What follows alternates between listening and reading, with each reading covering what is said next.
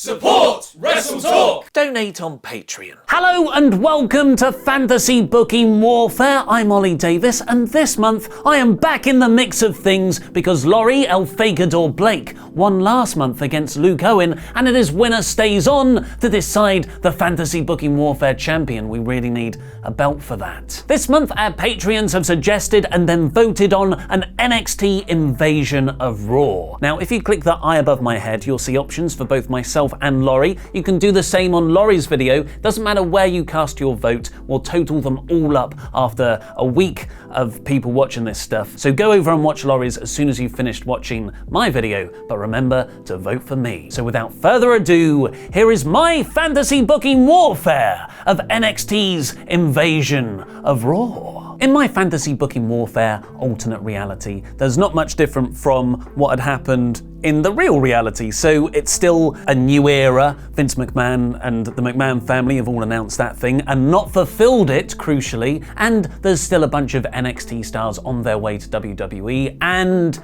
R-Truth is still number 30 in the Royal Rumble. So the final segment of the Go Home Raw has all the wrestlers who've been announced for the Royal Rumble come down in number order. So we already know who's at what number, but not everyone, there'll still be some surprises. And this includes SmackDown stars and Raw stars, and they come down for a big in-ring fun go-home segment with Vince and Triple H. And it's number 30's time, it's R-Truth, his music hits, "Hey, what's up?" But no one comes out. And after a bit, Truth is just pushed out onto the ramp, tied up on like a wheelie office chair, and rolled out onto the stage, and he rolls down the ramp, and he falls over at the bottom, and Triple H and Vince get him into the ring, and he's got a notice sort of taped to his tummy, like a ho ho ho, now I have a machine gun spot, and it just says, "We're number 30 now." And this kind of sparks a brawl between all the wrestlers in the ring as like your big visual to sell the Royal Rumble match this weekend. Cena, Rollins, Mysterio, and they look at each other and they start accusing each other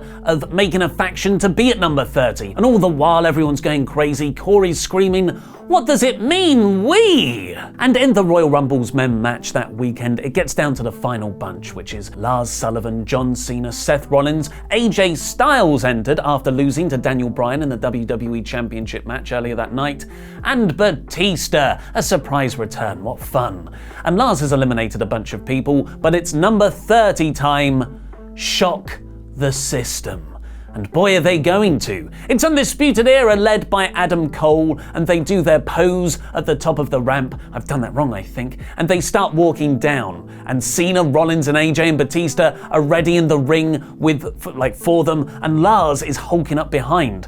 But as soon as Undisputed Era start walking down the ramp, Tommaso Ciampa and Johnny Gargano appear behind them, and then Matt Riddle, and then Aleister Black, and then Velveteen Dream, and the whole men's NXT roster is suddenly walking down the ramp to confront Cena, Rollins, AJ and Batista. They try to beat up as many as they can, but Lars sides with the NXT guys and beats down the main roster stars. And while this brawl is going on in the ring, several NXT wrestlers start to remove the top rope, and they get that off. And then they remove the middle rope, and then the bottom rope. No one can be eliminated now. There won't be a clear winner for the Rumble match. A bunch of Raw and SmackDown main roster wrestlers run down, but NXT just beat them up too. It's all very reminiscent on purpose of the original Nexus Invasion, destroying the ring. But this time there's actual substance to destroying the ring. It's a stipulation for the actual match. The NXT wrestlers leave everyone laying, and they walk up the entrance ramp and they pose there. Crucially,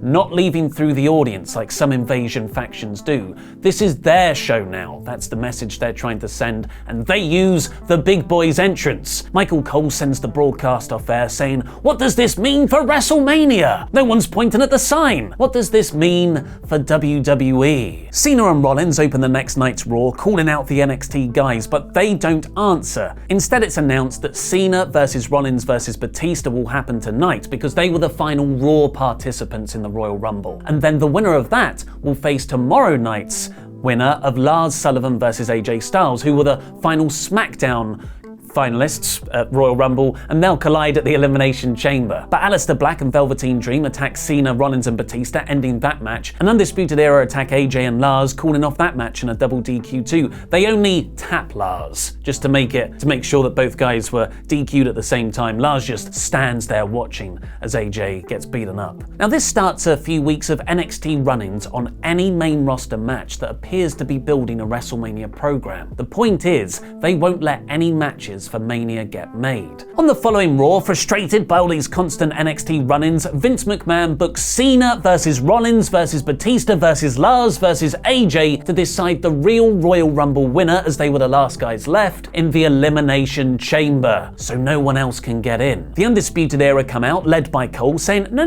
that's not what's going to happen, and they threaten to hit Vince with a steel chair until they get their wishes. But Triple H comes out and Stephanie on the ramp begging, no, what do you want? So Cole says he was the real number 30, he wants to be added to the match. Triple H says, no, you've got to get in line. So they go to swing the chair at Vince McMahon's head, and Stephanie books the match. Is that official? Yes, it is. And then they hit McMahon with the chair anyway, and that writes Vince off TV. So now we've got the Elimination Chamber match, Cena versus Rollins versus AJ versus Lars versus Batista versus Cole.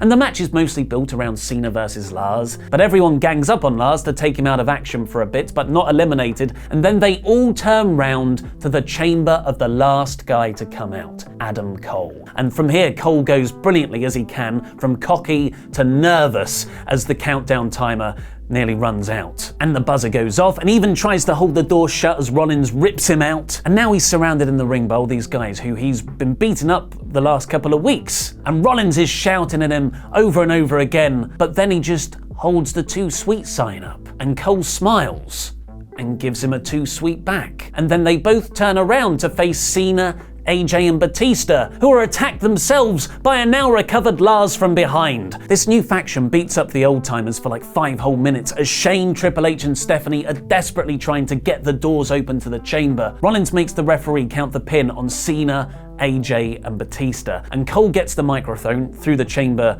chains and says, "May I introduce you to the #1 contender to Brock Lesnar's Universal Championship, Seth Rollins." So the next night on Raw, Rollins cuts a babyface backstage promo to open the show, saying that this is meant to be a new era. I might not agree with Adam Cole, but we've still got Brock Lesnar as champion, a guy who's been pushing back everything, holding down everyone. Seth, he was the first ever NXT champion, and it's his responsibility to turn this company around for the better. Now is the time to draw a line across this ring. On one side we have the future, on the other is the past. We've respected these foundations long enough, it's time to burn them down. And he does an open invitation to cross the line tonight. The main event segment has Rollins, Cole and Lars standing in the ring with a bunch of NXT guys outside like Black, Dream, Ciampa, but they're jumped by Cena, Batista, Kurt Angle, Shane McMahon, Rey Mysterio, AJ Styles, the Hardy Boys, Bobby Lashley, all the people they're now trying to replace, even Brock Lesnar. It is a fantasy booking world. The next few weeks has NXT wrestlers spin off into various WrestleMania feuds. You've got Velveteen Dream versus Batista, Lars versus Cena, Rollins versus Brock, Ciampa versus Kurt Angle, Almas versus Mysterio, and AJ Styles versus Adam Cole, baby, for the #1 contendership to Daniel Bryan's title. All the while, Rollins is teasing more and more wrestlers are unhappy and will jump to them. AEW much? So the Fastlane Go Home show has Triple H, Stephanie and Shane confront Seth, Lars and Cole in the in-ring main event segment. Stephanie says this all ends at Fastlane. This isn't what the new era is about. You've got to build on the foundations of the past. You can't just burn it down. This is my company. But Triple H interrupts her and he just goes, "Shut up, Stephanie. I've sat through these speeches for years, decades, in the corner of offices, watching you McMahons make the same mistakes after same mistakes. When you say you want to build on the foundations, you actually mean you run out of ideas and you're scared, so you're keeping the status quo. But your time's up, our time's now. That's what one of your favorite guys always likes to say, right?" And Steph she's shocked. She's trying to respond and Triple H continues, "You think this is just something that's happening now?" like it's just a little fad thing that will blow over. I've been building this for a decade. The Nexus was just a pilot. It didn't work. I went back to the drawing board. I created NXT. I found the next generation of superstars. I called them up. I put them in the right places. NXT shows are literally called takeovers. What did you think I was doing? I own the future. The McMahons are the past, and WWE needs to cut them out to live. So this whole bit will be a bit like that scene at the end of Toy Story, where Woody is picked up by Sid and he goes, "We're everywhere." So at Fastlane, you get Shane McMahon and The Miz beating The Bar for the tag titles, but a returning Kevin Owens and Sami Zayn attack them after, and they unzip their hoodies to reveal NXT t-shirts beneath. And then in the match of Adam Cole taking on AJ Styles for the #1 contendership to Daniel Bryan's WWE title, Finn Balor sides with NXT and attacks AJ Styles, helping Adam Cole to the victory. So it'll be Bryan versus Cole for the WWE Championship at WrestleMania. So it now becomes apparent that all former NXT stars are with the new era now, as they keep on turning on wrestlers who never went through NXT. There's loads of little stories you can branch off from this, like the New Day, how they opt to stay together to protect Kofi, and how Heath Slater was never asked. He can't figure out which part of the Nexus and NXT he was a part of. And then you get a message recorded from Vince McMahon from the hospital where he's recovering, and he says WrestleMania will decide the fate of WWE. Every men's match will be the new era versus Raw and SmackDown. But with age comes experience, and us McMahons haven't played every card yet. Dong! Raw goes off air. So next week, The Undertaker comes out to issue an open challenge, and Aleister Black walks right up to him, match made. And it's also announced that all these matches that have been built up will actually happen over 2 nights at TakeOver and WrestleMania. So the NXT TakeOver card is Kurt Angle versus Tommaso Ciampa, Rey Mysterio versus Andrade Cien Almas for the US title, and Shane McMahon and The Miz versus Kevin Owens and Sami Zayn. And WrestleMania 35 will be headlined by Brock Lesnar versus Seth Rollins for the Universal title, Daniel Bryan versus Adam Cole for the WWE title, John Cena versus Lars Sullivan in a grudge match, Batista versus Velveteen Dream, Undertaker versus Aleister Black, which will probably be a squash match in Black's favour, AJ Styles versus Finn Balor in a grudge match, the Hardy Boys versus Fish and O'Reilly for the Raw Tag Team titles, and playing off some MMA fun, Bobby Lashley versus Matt Riddle for the Intercontinental title. And every new era wrestler wins. So in the aftermath, there's this DC Comics event called 52, which is the year in the DC universe following Infinite Crisis, and it all took place without its 3 biggest heroes, Superman, Batman, and Wonder Woman, and they used it to really